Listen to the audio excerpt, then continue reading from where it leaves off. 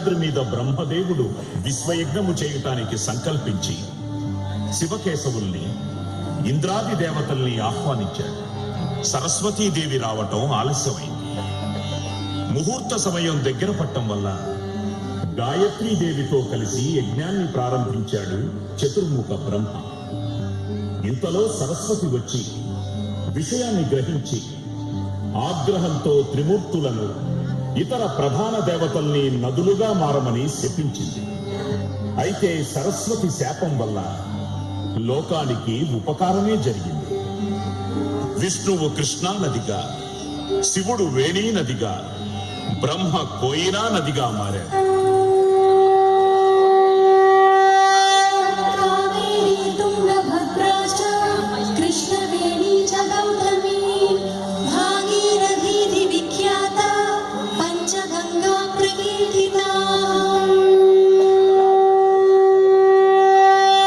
భారతావనిలో ప్రశస్తి పొందిన 5 నదులలో కృష్ణా నది విశిష్టమైనది, పరమ పవిత్రమైనది. మానవులకు అఖండ పుణ్యాన్ని ప్రసాదించటానికి సహ్యాద్రి పర్వతంలోని బ్రహ్మగిరి శిఖరం నుండి ఆవిర్భవించిన పరమ పావని కృష్ణానది. తన జన్మస్థానం నుండి కృష్ణానది కొంత దూరం ప్రవహించిన తరువాత వేణీ నదిని, కోయినా నదిని, అనేక ఉపనదులను తనలో సంగమింప చేసుకుని సుదీర్ఘమైన ప్రవాహ ప్రయాణాన్ని కొనసాగిస్తూ శ్రీశైల మల్లన్న దీవెనలందుకుని విజయవాడ దగ్గర ఇంద్రకీలాద్రిని స్పృశించి హంసల దీవి దగ్గర సాగరంలో సంగమిస్తుంది.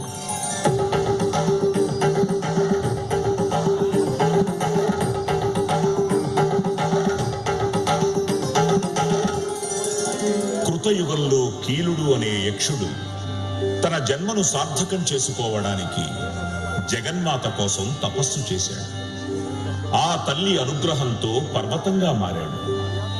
దుర్గమాసురుణ్ణి వధించిన జగన్మాత దుర్గగా కీలాద్రిపై అవతరించింది. అనంతరం మహిషాసురుణ్ణి సంహరించి కనకప్రభలతో విచ్చేసిన అమ్మవారు కనక దుర్గగా ప్రఖ్యాతిగాంచింది.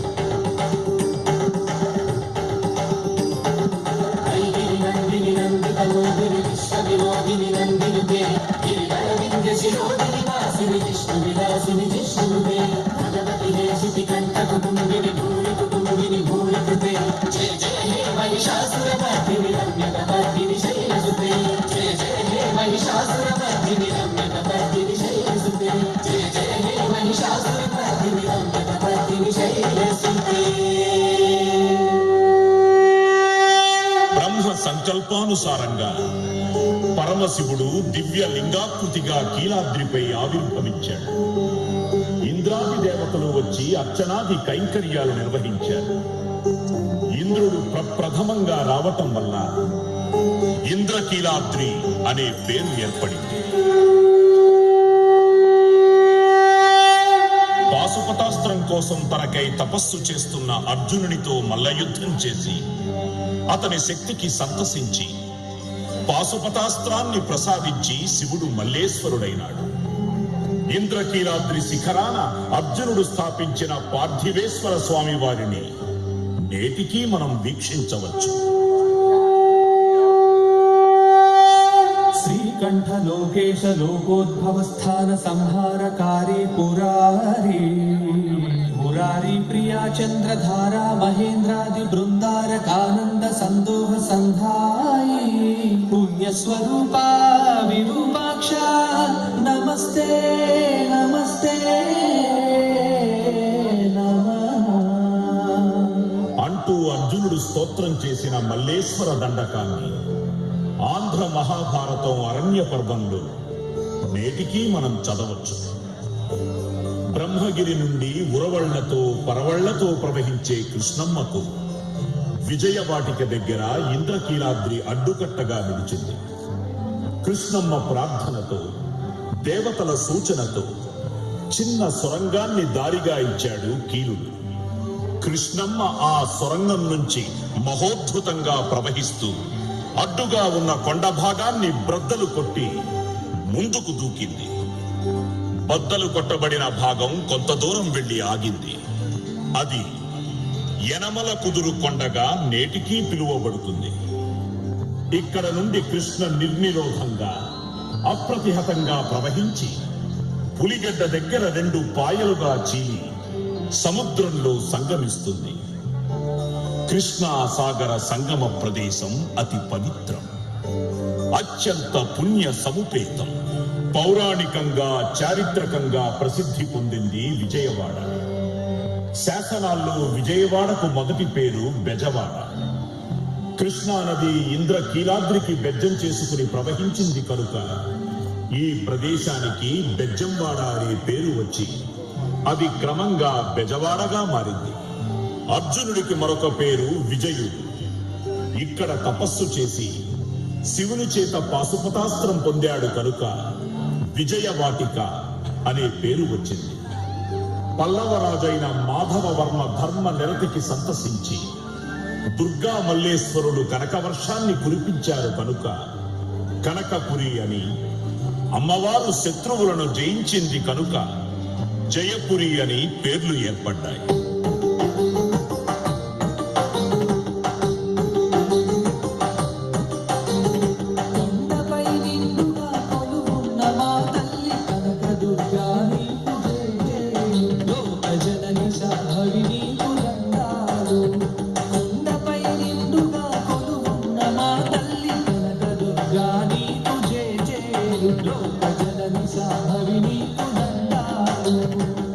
కనకదుర్గమ్మ అంటే ఎంతో ప్రీతి కృష్ణమ్మకు. అమ్మలగన్నయమ్మ పాదాలు కడగాలని, అడుగులకు మడుగులు ఒత్తాలని, అమ్మ ఒడిలో సేద తీరాలని భావించింది కృష్ణమ్మ. అయితే అందనంత ఎత్తులో ఉండడంతో కలియుగాంతంలో అమ్మ ముక్కు పుడక తాకి ధన్యత పొందాలని నిశ్చయించుకొని నిర్మలంగా నిశ్చింతగా ముందుకు సాగింది అలివేణి కృష్ణవేణి. బ్రహ్మంగారు తన కాలజ్ఞాన గ్రంథంలో సైతం ఈ విషయాన్ని విశదీకరించారు. అమ్మలగన్నమ్మ ముగురమ్మల మూలపుడమ్మ సాల పెద్దమ్మ సురారులమ్మ కడుపారెడి పుచ్చినయమ్మ తన్నులో నమ్మిన వేల్పుటమ్మల మనమ్ములయుండెడి అమ్మ దుర్గమాయమ్మ కృపాబ్ది ఇచ్చుత మహత్వ కవిత్వ పటుత్వ సంపదల్.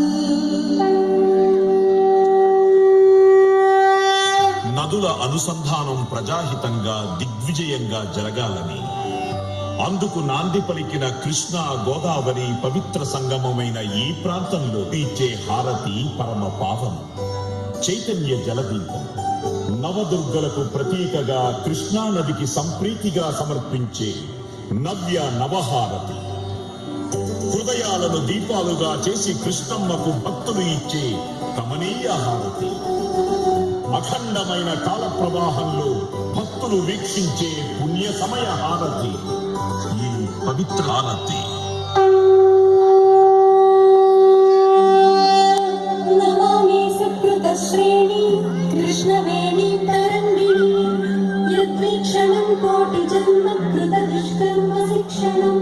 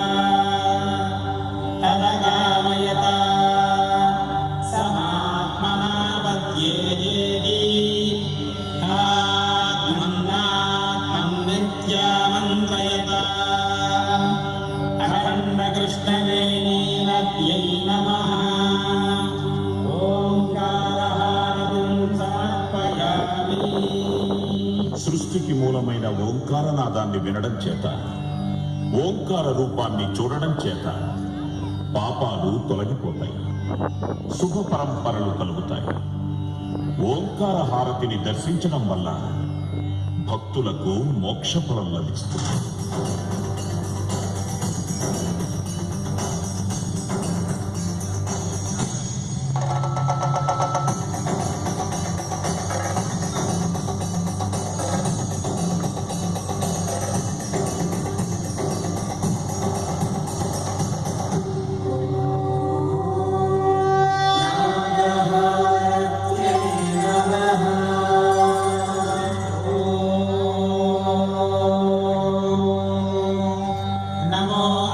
सर्पेभ्यो ये के च पृथिवीमनो ये अन्तरिक्षे ये दिवितेभ्यः सर्पेभ्यो नमः अखण्डकृष्णवेणी नद्यै नमः नागहारतिं समर्पयामि.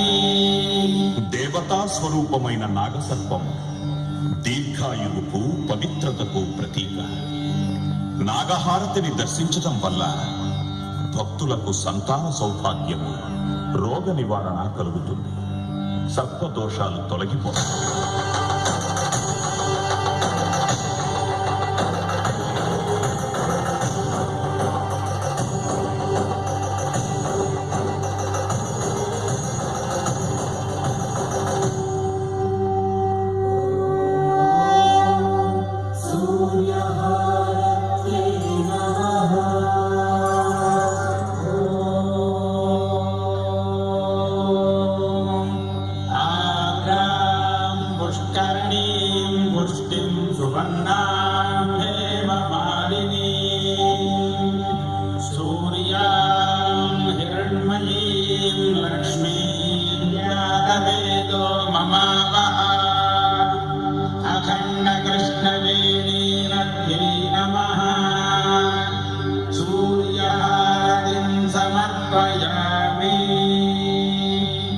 లోకబాంధవుడు, కర్మసాక్షి, అజస్ర సహస్ర నిజ ప్రభలతో వెలుగొందే సూర్యుడు దుర్గమ్మకు కుడికన్ను. సూర్యహారతి దర్శనం వల్ల భక్తులకు జ్ఞానము, ఆరోగ్యము లభిస్తుంది.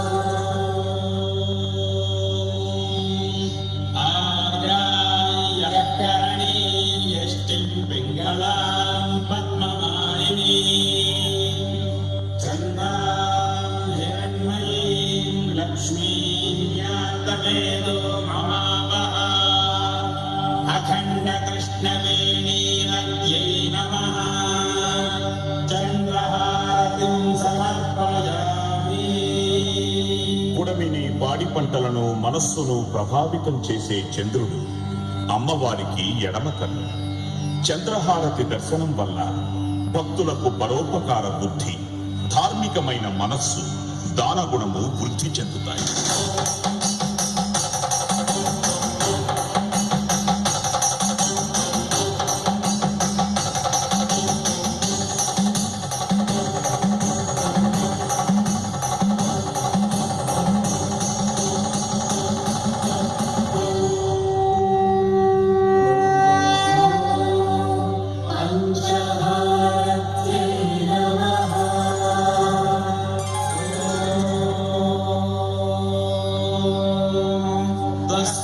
पंचमगो होत प्रत्यशृणोत् स पञ्चहोतो भवतु पञ्चहोतो हवैनामैषः तं वा एतं पञ्चहोतकं सन्तम् पञ्चहोतेत्याचक्षते परोक्षेण परोक्षप्रिया इव देवाः अखण्डकृष्णवेणीनद्यै नमः पंचहारतिं समर्पयामि.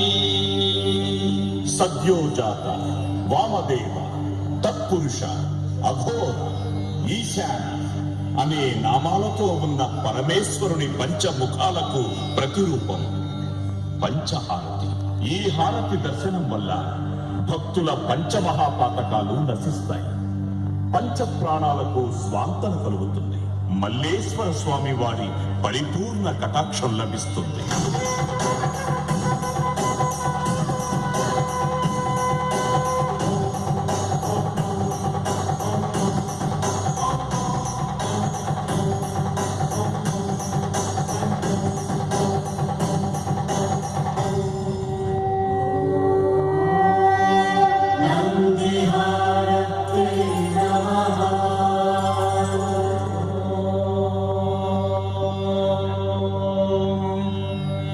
तीक्ष्णशृङ्गाय विद्महे शम्भुवाहनाय धीमहि तन्नो वृषभः प्रचोदयात्। अखण्डकृष्णवेणीनद्यै नमः नन्दिहारतिं समर्पयामि। పుణ్యానికి ధర్మానికి ప్రత్యక్షంగా కనిపించే శుభరూపుడు నందీశ్వరుడు. మహేశ్వరునికి వాహనంగా ఉన్న విమల ధవళ స్వరూపుడు నందీశ్వరుడు. నందిహారతి దర్శనం వల్ల భక్తులకు నిర్మలమైన జ్ఞానము, సకల ధర్మాచరణ ఫలప్రాప్తి కలుగుతుంది.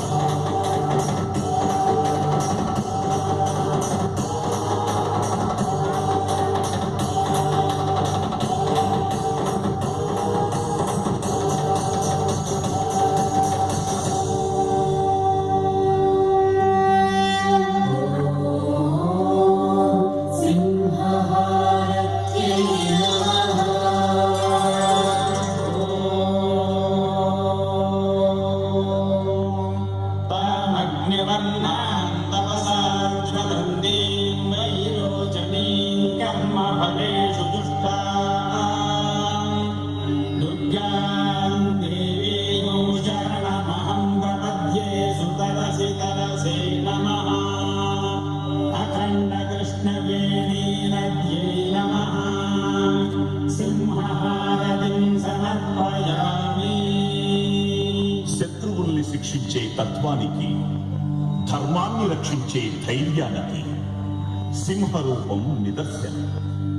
సింహం అమ్మవారికి వాహనం.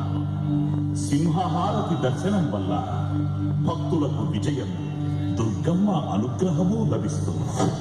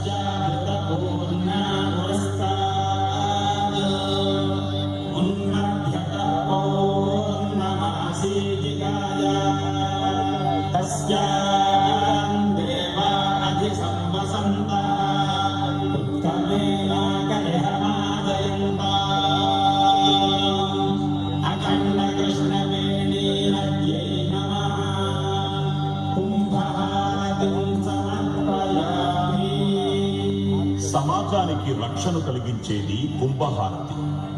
మహిమాన్వితమైన కుంభహారతిని దర్శించటం వల్ల భక్తులకు అగణ్యమైన పుణ్యము, పంచభూతాత్మకమైన జీవరక్ష లభిస్తుంది.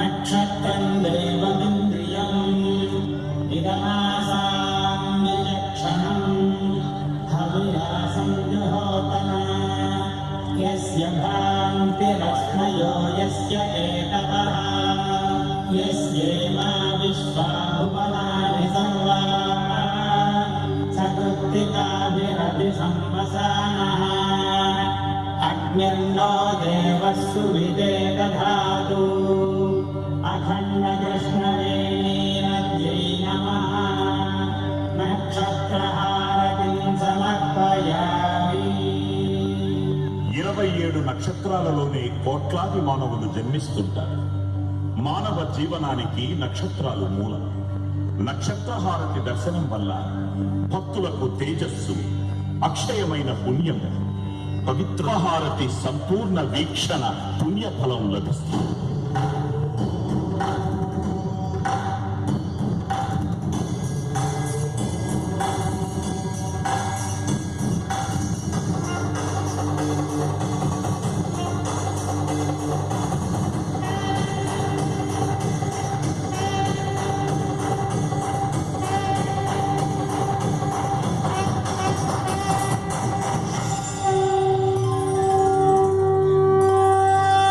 పవిత్రహారతి దర్శించడం వల్ల భక్తులకు సమస్త సౌభాగ్యాలు కలిగి ఆకాశం, భూమి, వాయువు, జలము, అగ్ని అనే పంచభూతాత్మకమైన ప్రకృతిని ఆరాధించిన ఫలము కలుగుతుంది. భక్తులందరికీ ప్రాణంగా, వేదనాదంగా కృష్ణమ్మ నిరంతరం ప్రవహించాలని ప్రార్థించుదాం.